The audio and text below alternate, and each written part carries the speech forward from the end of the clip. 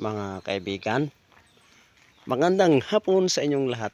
Nandito po ako sa aking bayang Sinilangan sa bayan ng Banton Romblon. At ngayon ay binabaybay ko ang daan papunta sa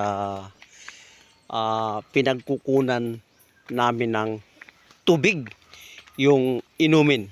Ayan. Ang tubig dito ay nanggagaling sa bundok. Ito po ay isang bukal. Siya nga pala, pansinin natin itong mga nasa paligid dito. Marami dito mga puno ng mga guyabano. Mga puno ng niyog. Ang tataas ng puno ng niyog dito. At kailangan dito pag ikaw ay bumababa, kailangan maging maingat kasi ito ay masyadong matarik. Pag pababa, medyo okay pa. Pero pag paakyat na medyo hihingalin ka. Ayan. Pero magandang exercise ito mga kaibigan. Napakaganda po dito. Maririnig mo ang mga huni ng ibon na animoy isang awit. Ayan. Meow. Mga iba't ibang uri ng ibon. Bihira po dito mga kaibigan ang palayan.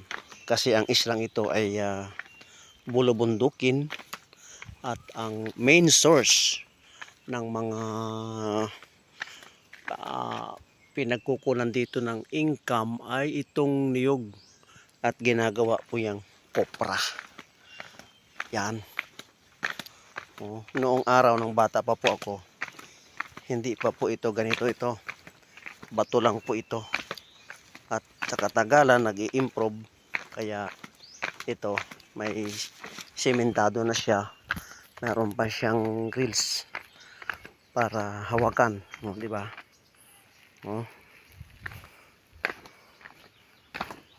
Yan.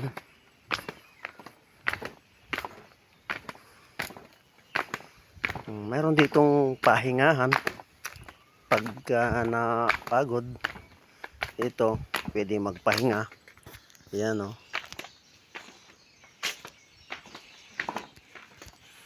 itong bundok ang taas, dan po nang gagaling yung tubig sa bukal. Ayan napakasarap dito sa probinsya mga kaibigan. Malayo sa syudad. Sa syudad mga nalalanghap mo doon, mga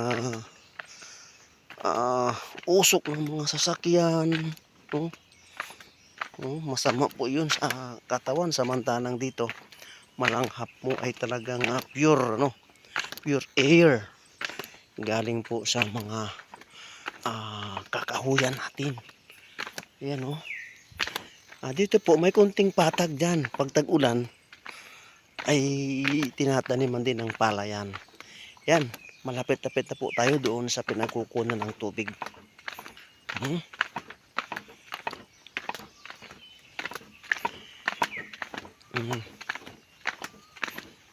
Ito po.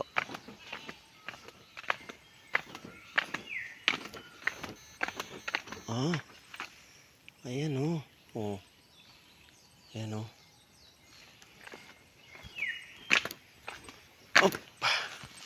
ito po, nakikita na natin yung medyo patag.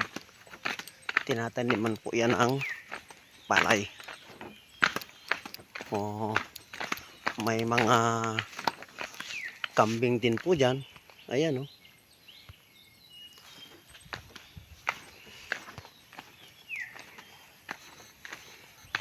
ayan, malapit na po tayo.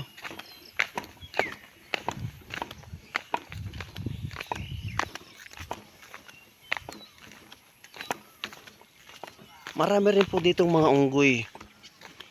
Ayan.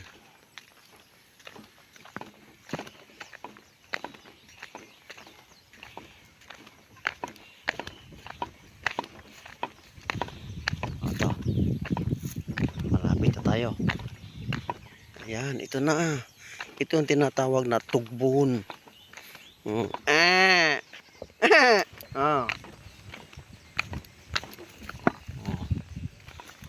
Dito na po tayo. Yan. Dito na po. Ito yung ano. Yung... Dito na po ko. Yan. Ah, mga ane, pagkaramong amo din na, oh. Aro yung ane, uy. Oh, oh, may mga... Oh. Pagkara mo to or dito ramdan. Oh. Aroy ra, oh. Sa tapat ng iyong olas Agoy. Kur, kur. nasakto ka mo Oh. Oh, ito pa mga kaibigan. Dito na ako sa tugbon. Kukuha ko ng tubig na iinimin namin. Ito ay parang, no, ito ay talagang pure na pure. Nature. Oh. Sige po mga kaibigan, kukuha muna ako ng tubig.